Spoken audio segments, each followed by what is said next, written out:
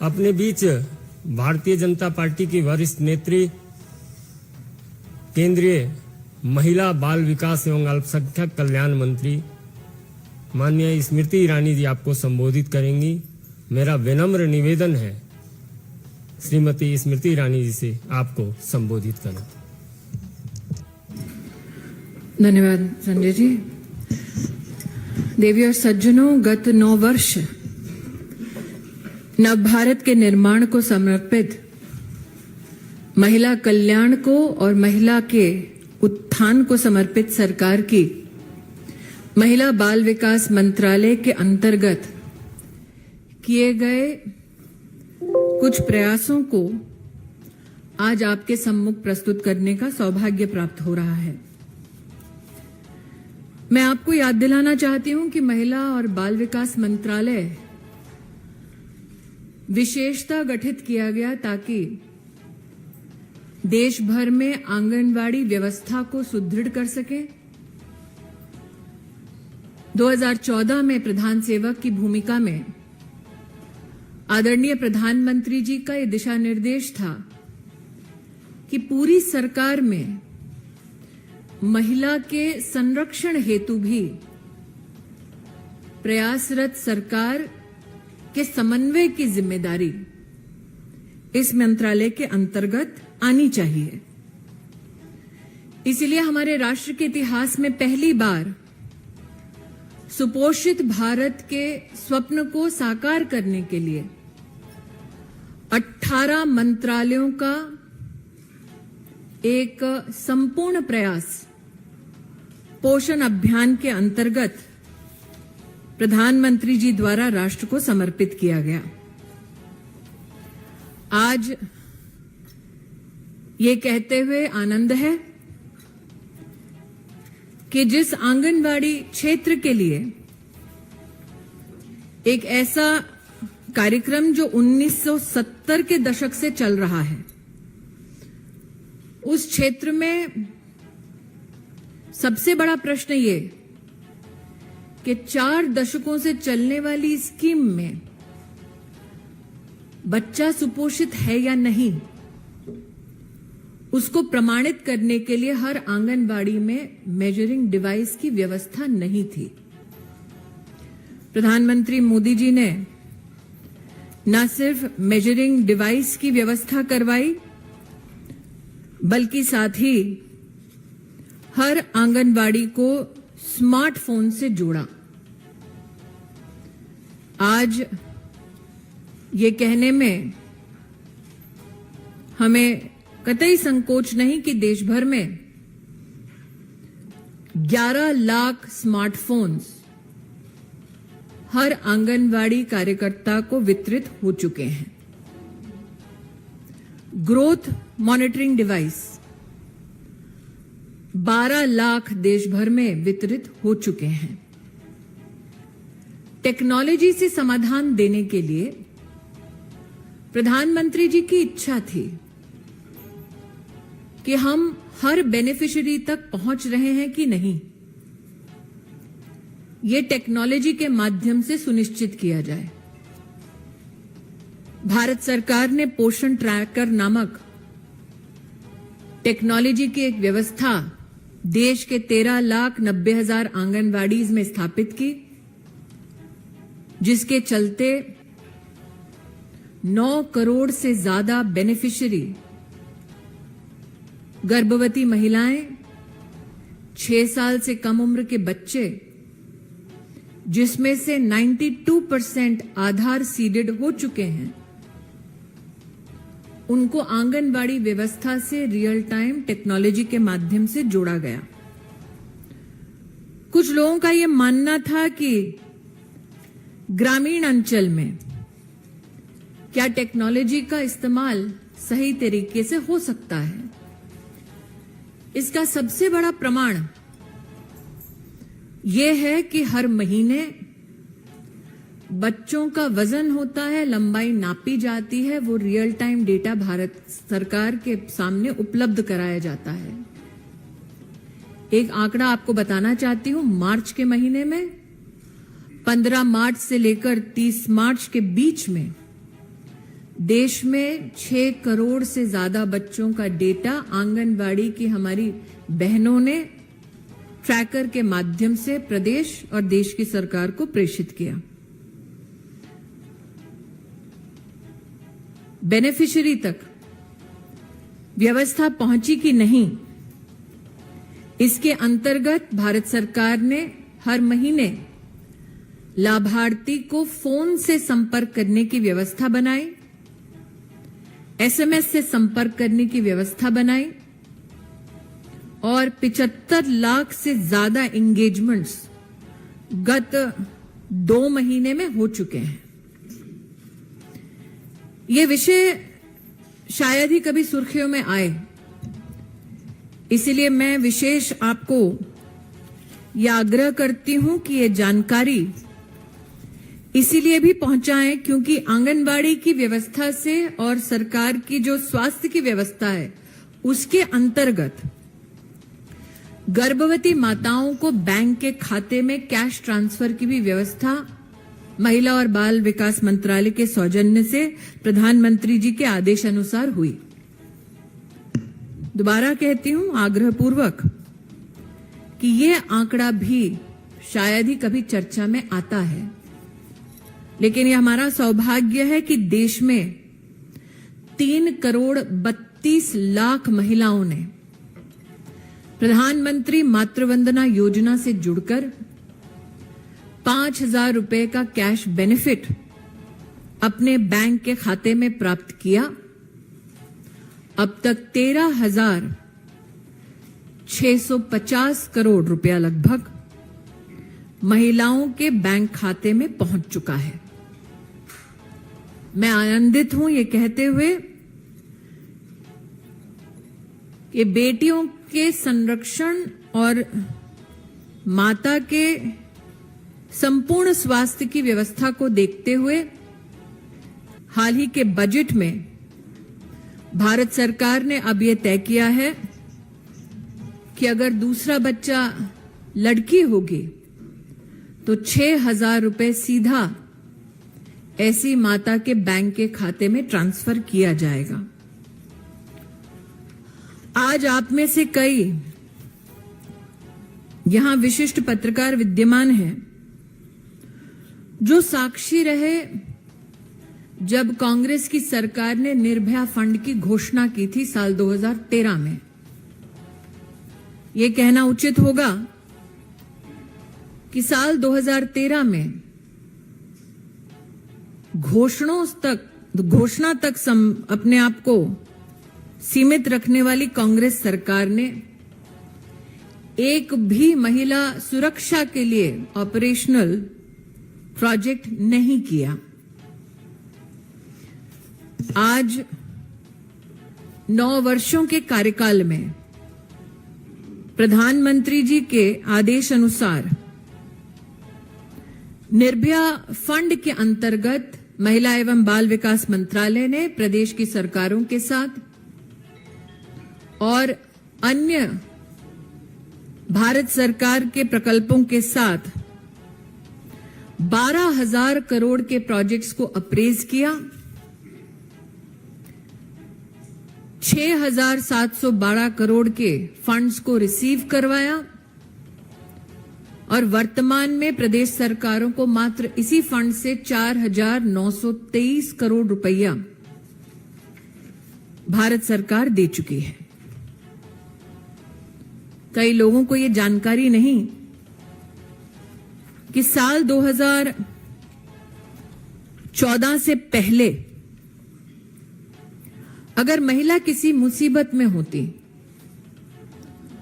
तो मेडिकल व्यवस्था, पुलिस का सहयोग, लीगल सहयोग, ऐसा कोई भारत सरकार का प्रकल्प नहीं था देश में जिससे महिला को संरक्षण मिल सके।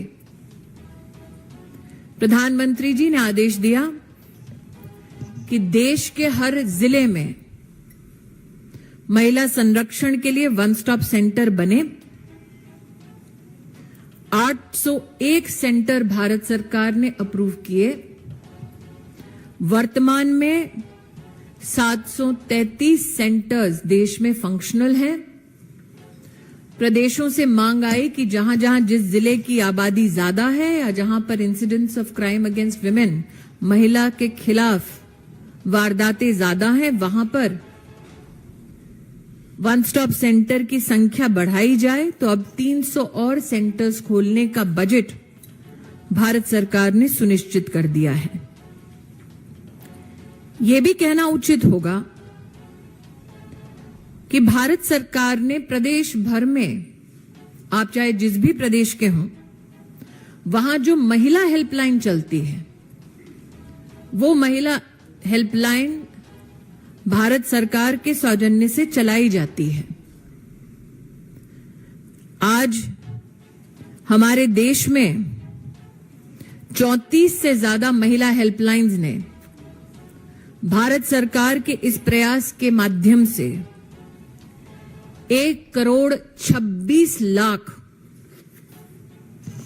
कॉल्स को अटेंड किया, जिसमें से 64 लाख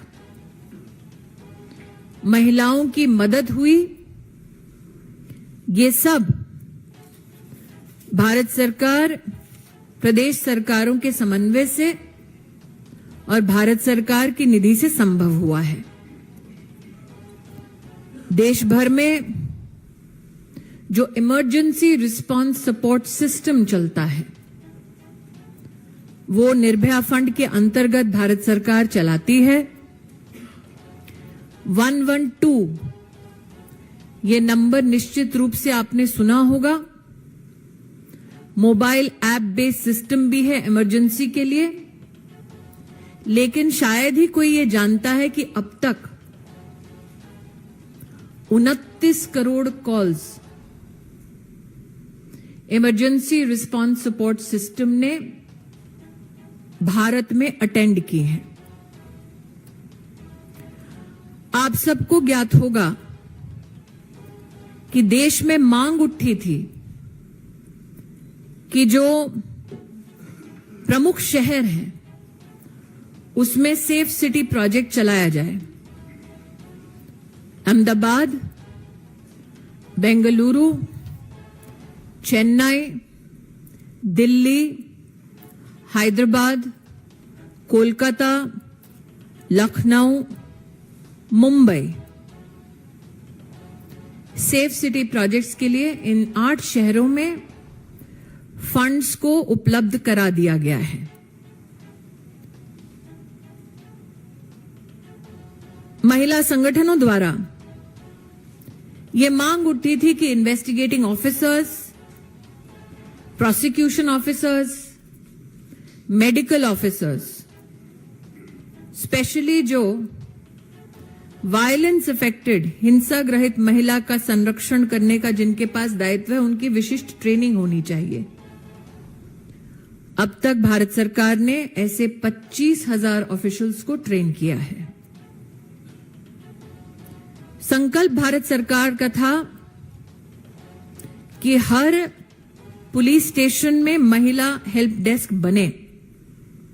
अब तक देश में 13,550 महिला हेल्प डेस्क पुलिस स्टेशंस में उपलब्ध कराए गए हैं। देश में जो लोग क्राइम प्रिवेंशन के लिए समर्पित हैं, उनका ये निवेदन था कि sexual assault evidence collection kit police stations में उपलब्ध कराया जाए। अब तक 14,500 सेक्सुअल असॉल्ट एविडेंस किट्स उपलब्ध कराई गई हैं।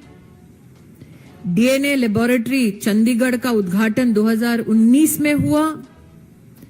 30 राज्यों को फोरेंसिक साइंस लैब्स को और भी सुदृढ़ करने के लिए आर्थिक सहायता समर्थन दिया गया। फास्ट ट्रैक कोर्ट्स महिला को न्याय समय अनुसार कानून की परिधि में उपलब्ध कराया जाए, इसके लिए भारत सरकार ने 1023 फास्ट ट्रैक कोर्ट्स देश में स्थापित की, जिसमें से 418 कोर्ट्स विशिष्ट रूप से पॉक्सो कोर्ट्स हैं। पिछले महीने तक का आंकड़ा है 1,60,000 से ज्यादा केसेस अब तक सिर्फ पॉस्को के इन कोर्ट्स में न्याय संगत समाधान तक पहुंचाए गए हैं। जिन लोगों को सजा होनी थी उनको भी कानून के तहत सजा दिलवाई गई। आज एंटी ह्यूमन ट्रैफिकिंग यूनिट्स की शायद ही बात होती है। हमारे देश में कभी भी एंटी ह्यूमन ट्रैफिकिंग यूनिट की व्यवस्था जिलावार नहीं थी। जिलावार एंटी ह्यूमन ट्रैफिकिंग यूनिट्स अब 780 से ज्यादा ऑपरेशनल हैं। आज यह भी बताना उचित होगा, integrated emergency response management systems 983 railway stations के लिए महिला बाल विकास मंत्रालय के सौजन्य से उपलब्ध कराई गई हैं, जिनमें से 340 से ज्यादा फंक्शनल है, कंप्लीटेड हैं। एक तरफ महिला संरक्षण, महिला पोषण, दूसरी ओर बच्चों के संरक्षण की दृष्टि से यहां कुछ साथी ऐसे हैं जिन्होंने शायद पार्लियामेंट में पॉक्सो के अमेंडमेंट की चर्चा को कवर किया है। आपको याद होगा, पॉक्सो के संदर्भ में मैंने विशेष आग्रह पार्लियामेंट में रखा था कि हम चाहते हैं कि हर वो संस्थान जहां पर बच्चे हैं, वहां संस्थान में किसको आप काम पर रखते हैं उसका पुलिस वेरिफिकेशन निश्चित रूप से कराएं। आज भारत सरकार के पास ये एनसीआरबी के माध्यम से मुझे डेटा आया है, 5 करोड़ से ज्यादा visitors national cyber crime reporting portal पर विजिट कर चुके हैं। 11 लाख से ज्यादा कंप्लेंट्स मिल चुकी हैं। आप जानते हैं 1930 साइबर क्राइम का टोल फ्री नंबर है। हमारा यह भी प्रयास था कि जो सेक्सुअल ऑफेंडर्स हैं उनकी लिस्टिंग अलग से की जाए ताकि पुलिस वेरिफिकेशन में मदद हो। बड़े दुख के साथ कहती हूं कि 12 लाख से ज्यादा सेक्सुअल ऑफेंडर्स का डेटा आज हमारे पास है। पुनः ये मात्र मेरे एक मंत्रालय का ब्यौरा है। आप में से कई लोग इस बात से परिचित हैं कि मोदी सरकार ने महिला को आर्थिक रूप से सशक्त करने के लिए 27 करोड़ महिलाओं का जनधन का अकाउंट खोला। 27 करोड़ 70 लाख मुद्रा लोन्स मात्र महिलाओं को दिए। 26 हफ्तों की मैटरनिटी लीव, ये भी महिला उत्थान की दृष्टि से सरकार का एक सराहनीय कदम रहा। सुकन्या समृद्धि अकाउंट्स योजना के अंतर्गत 3 करोड़ 18 लाख खोले गए। जैसा कि आदरणीय प्रधानमंत्री जी ने कहा कि एक वक्त था जब सरकारें कहती थी महिला का उत्थान करो। अब वक्त आया है जब हिंदुस्तान कहता है राष्ट्र का अगर उत्थान करना है तो महिला नित विकास जरूरी है। Does anybody want me to say this in English? I leave the floor open for questions. Well, madam, like I said, if you had been witness to my interventions on the POCSO amendment, you would know that we have said consistently our endeavor is to ensure that there is police verification done by every establishment that serves the cause of children, to ensure that we compile data on sexual offenders so that police verification can be facilitated. Today, unfortunately, we have a data of over 12 lakh sexual offenders in the country. That the National Cyber Crime Reporting Portal has had over 5 crore visitors.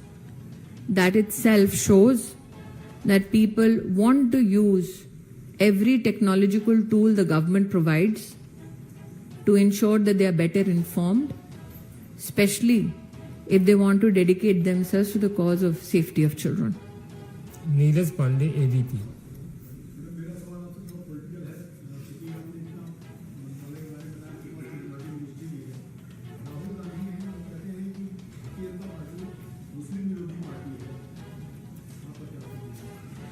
Neeraj ji, मुझे लगता है कि एक सरकार की प्राथमिकता हर वर्ग के लिए सुनिश्चित इस बात से भी होती है कि वित्तीय आवंटन किसी वर्ग, किसी समुदाय अथवा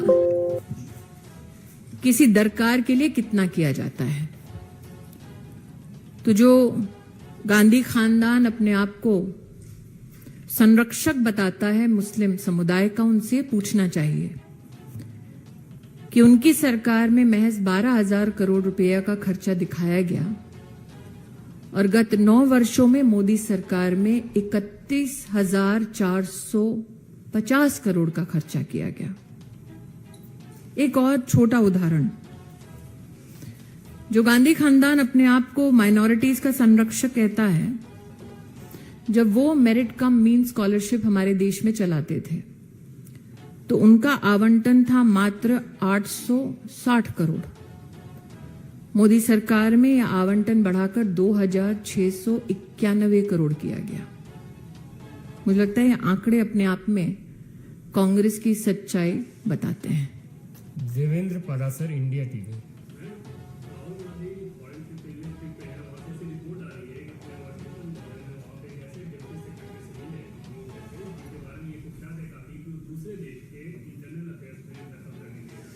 भारतीय जनता पार्टी पहले से ही ये कह चुकी है और आप में से कई मीडिया नेटवर्क्स इस बात को पहले से ही जनता के सामने प्रस्तुत कर चुके हैं कि कैसे कांग्रेस का नेतृत्व हमारे लोकतंत्र पर चोट करने के लिए बाहरी ताकतों का इस्तेमाल कर रहा है।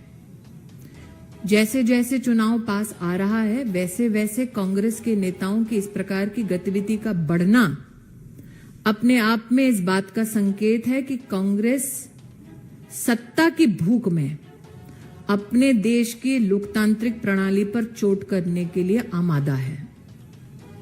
इतने असहाय क्यों है गांधी खानदान के लोग? Yatindra Sharma.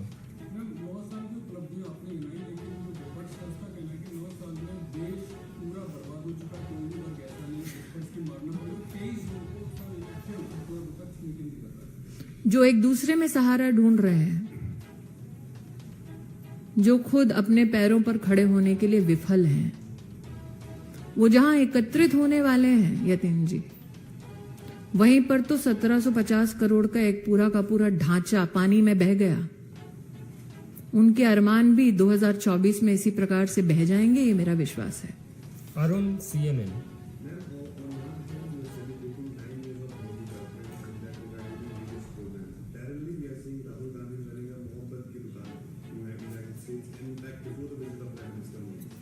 Well, for a lady to converse on a topic called Mohabbat Ki Dukaan would be a tad bit unchivalrous. But let me say this. When you talk about Mohabbat, does that include killing of Sikhs?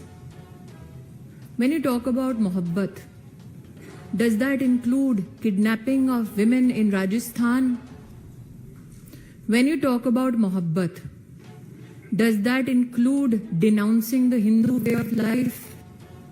When you talk about mohabbat, does it mean partnering with those who want to bring India to a standstill? When you talk about mohabbat, does that mohabbat compel you to go seek outside intervention against your own democracy? तो ये कैसा इश्क है जो देश से नहीं अपनी पॉलिटिकल सियासत से है? पूछे हिंदी में भाई साहब तो बोलेंगे, गुजराती में पूछ लेंगे, बंगाली में तो भी बोल देंगे। एक महिला के लिए इन शब्दों के ऊपर ज्यादा टिप्पणी करना मेरे हिसाब से उचित नहीं है, लेकिन बिना छिचोरापन दिखाए इतना कहना चाहती हूं। ये कैसी मोहब्बत है जो सिखों का नरसंहार करे?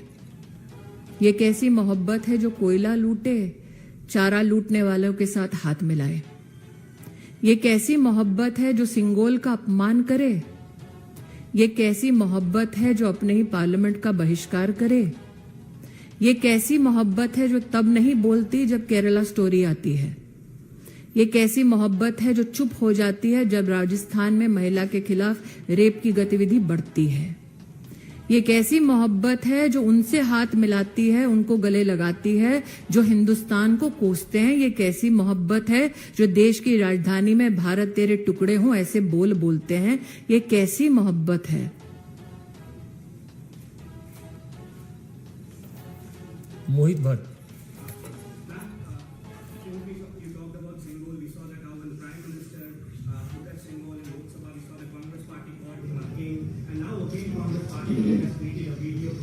Saying that Prime Minister Narendra Modi's king of kings is capturing the institutions, ED, CBI are being issued. So again, this particular attack is coming in from the Congress party. See, it is incumbent upon the Congress party to attack the image of Narendra Modi, for they are seeking a way back to power.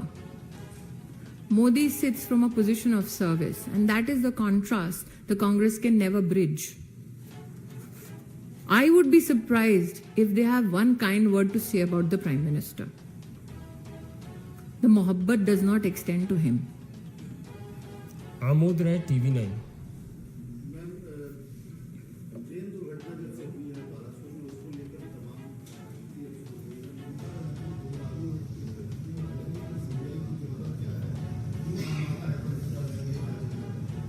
मैं क्योंकि ये विषय under investigation है इतना ही कहना चाहूंगी, जिन्हें सत्य से परहेज नहीं उन्हें सीबीआई से परहेज नहीं होना चाहिए। संजय शर्मा, लोकमत। जी सर।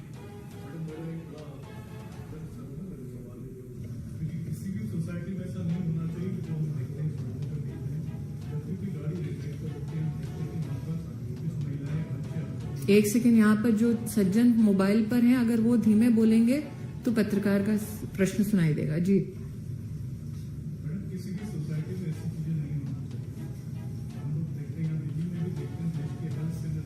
जी जी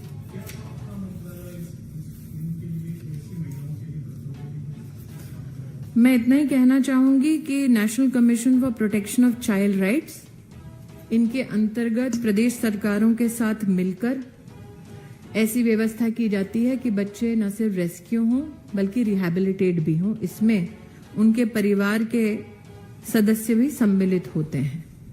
मिशन वात्सल्य के अंतर्गत हमने न सिर्फ बच्चों के संरक्षण के लिए आर्थिक आवंटन बढ़ाया है, आपको कहना चाहूंगी अगर आप सिर्फ साल 2009 का आंकड़ा ले लें तब की कांग्रेस सरकार ने 50 करोड़ ही देश भर के बच्चों के संरक्षण के लिए आवंटित किए थे।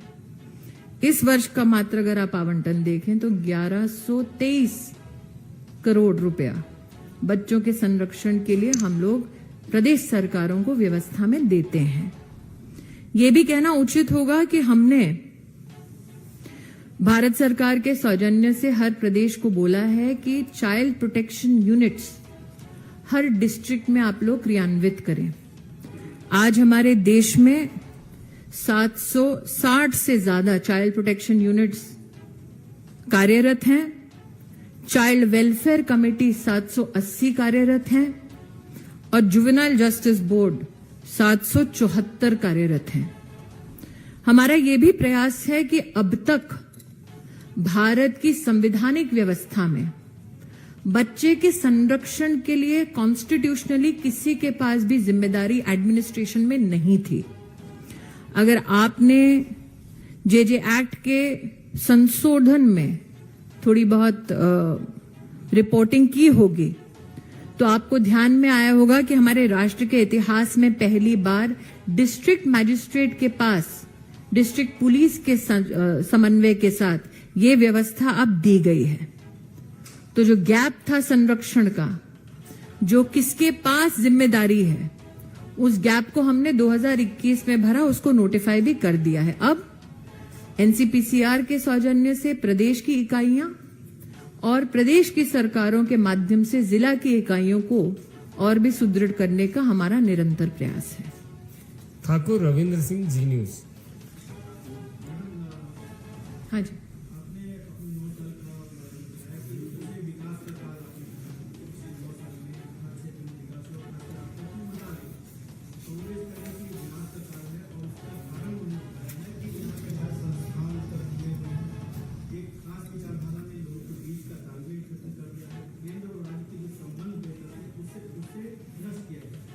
किस राज्य के साथ संबंध खराब हुआ है?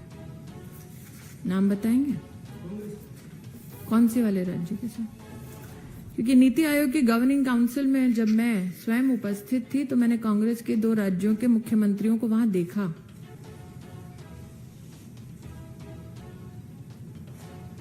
तो अगर व्यवस्था इतनी चरमरा गई थी तो वो 2 मुख्यमंत्री क्यों आते? अमित सिंह,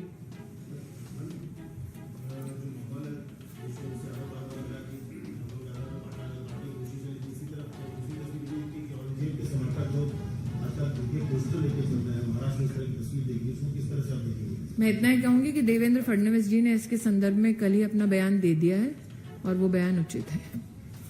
अंतिम प्रश्न अभिषेक।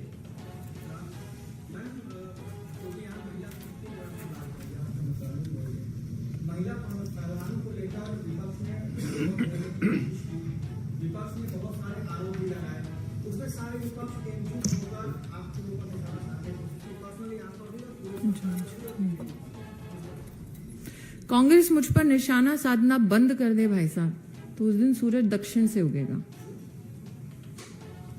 बहुत बहुत धन्यवाद। बहुत बहुत धन्यवाद। धन्यवाद।